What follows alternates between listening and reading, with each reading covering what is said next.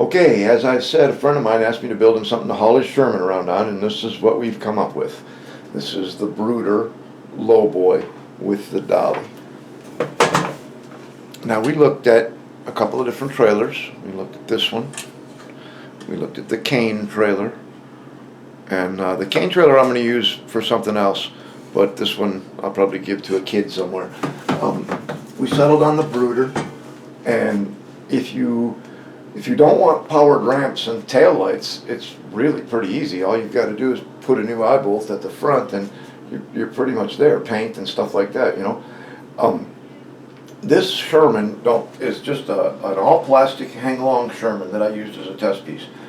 But I'm really impressed with how it fits on here. These chocks are adjustable. And I set it for 2 clicks in the rear and 1 click in the front. And it's almost like Brooder made the trailer to hold the tank. It's got indents that hold the tracks of the Sherman just perfect. It's like I said, it's almost like they did it on purpose. Now, if you do want to have ramps, let me say that if anybody wants to do one of these, I will help you. It's not that big a deal, and the main expense is the trailer. I paid $38 for the trailer and $12 for the dolly, and now I wish I had bought 2 more dollies because I can't find another dolly anywhere for less than $35. And there's a trailer and dolly set on eBay right now that once you add postage, I think it's about 70 bucks. And I'm thinking about snatching it. But anyway, we started with the Brooder trailer. We used the Model Master spray enamel, and there's a trick I like to use. Model Master enamel is, in a spray can is very expensive, and I'm not worried about having red primer under this. I don't care what color the primer is.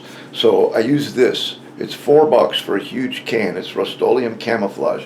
I get the forest green, and this is actually the color right here on the cane trailer. That's the color. You can see there's a difference, but it's pretty close, so it makes for a great primer, and it's cheap. So to make the trailer, the truck can pull it with the dolly, and my Q60 that's got a 20 amp ESC and a 2-cell LiPo pulls it all day long with no problem. But the board for the new trucks, if you pull too much current, it shuts down everything, and the lights start flashing. You have to turn it off and turn it back on before it'll work again. And it seems to do that a little bit too easy, if you ask me. If you're careful, you can stay away from it, but you know. So we got the trailer and the dolly.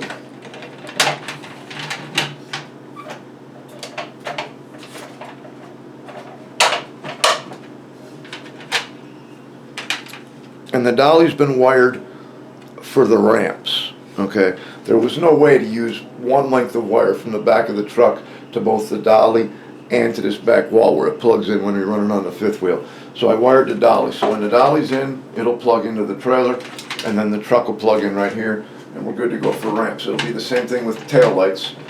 This truck does not yet have tail lights. My buddy's going to do that himself. The cans are in, and they're ready to go. You can see there's 4 taillight cans in there. Those are from Martin CCKW. And they're all set and ready for LEDs.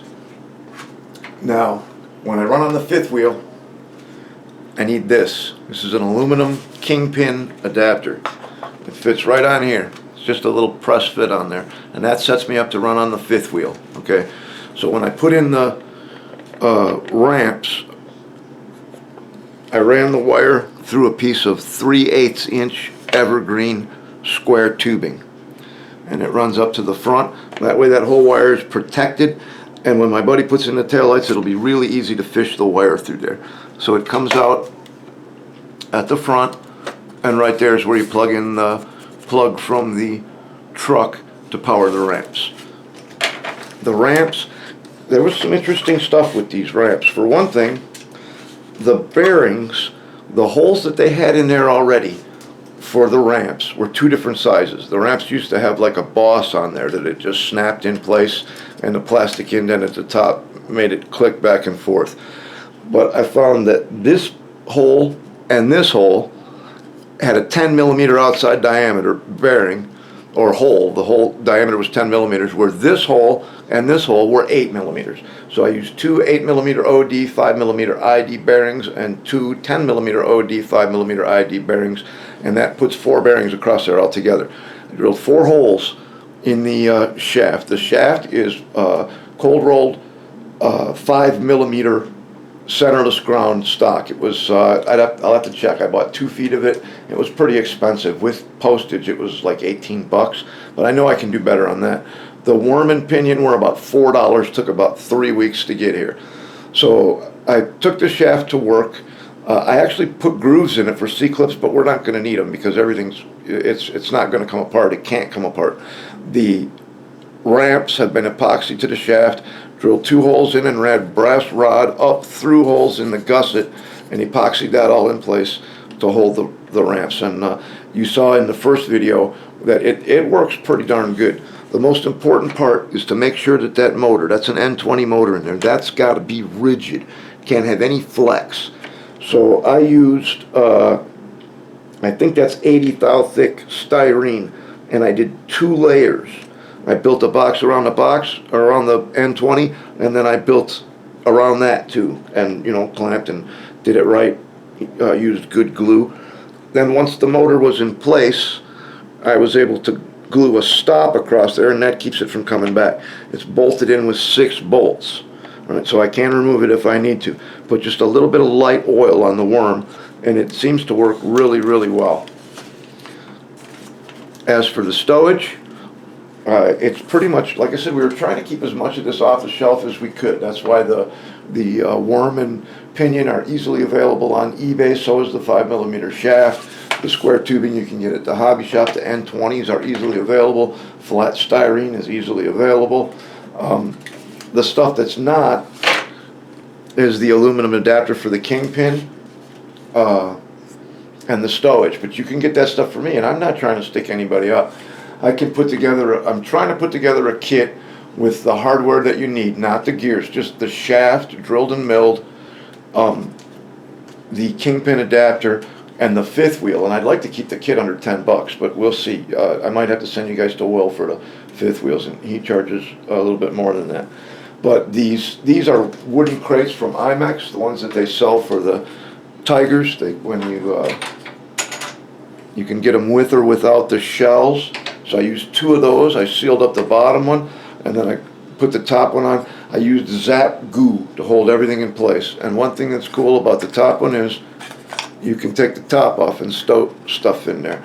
I like to put the pin that runs on the trailer hitch when you're running on the dolly, put the pin in there so it don't get lost. When I'm running on the dolly, I take the 5th wheel adapter and drop it right into the tires. Now the tires were just some that I had laying around out of the spares box, but you could probably use just some regular M-35 tires. Pop the rims out, they'd probably look pretty good too.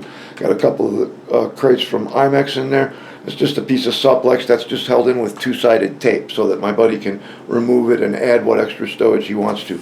Now a lot of this stuff comes from the $10 accessory kit from IMEX. All of this jerry can, the ladder, the jack, those all came from the $10 accessory kit, as did this can right here, and this jerry can right here, and this bucket. And it's still got more stuff that I didn't use. And then I had one of those, I had one of these sprues for the Sherman with the Pioneer tools. So from that I took the sledgehammer and the pickaxe. And I'm just trying to add as much detail in there as I can, but the stuff on here that you can't just buy off the shelf are the drums, the crates, and the jerry cans. But I was thinking if somebody wants to build one of these, I can put together a kit for you with 4 fuel drums, 6 jerry cans, and 8 crates, 4 of the small ones and 4 of the large ones, and you can get that for 10 bucks plus postage. Now you got to clean it up and paint it. It'll be fresh off the printer, and it will need some work. And you have to be very careful removing the support material from the handles on the jerry cans. But I think 10 bucks for all that stuff is for, I think that's pretty good. But I'd like to see other guys build these. They're pretty easy. The decals came from a Sherman Tamiya sheet. This was a larger star that I just happened to have in the spares box. And it was all very easy to build. And like I said, that was part of the point of the whole project, was to put together something that any of our members could build, maybe with a little bit of help from other forum members on some of the 3D printed stuff and the machine stuff, but hey, that's what we're doing here, right? Helping each other out. So that's the M-35 tank trailer. I think my buddy's gonna like it. I'll try to get some video from him once he gets the taillights in so we can see how that works out. It's been a fun project. I'm glad to see it come to an end. I've decided that my 1/6 scale Hetzer has sat dormant for way too long, and I got a long weekend coming up, and that will get worked on this weekend. See you next time.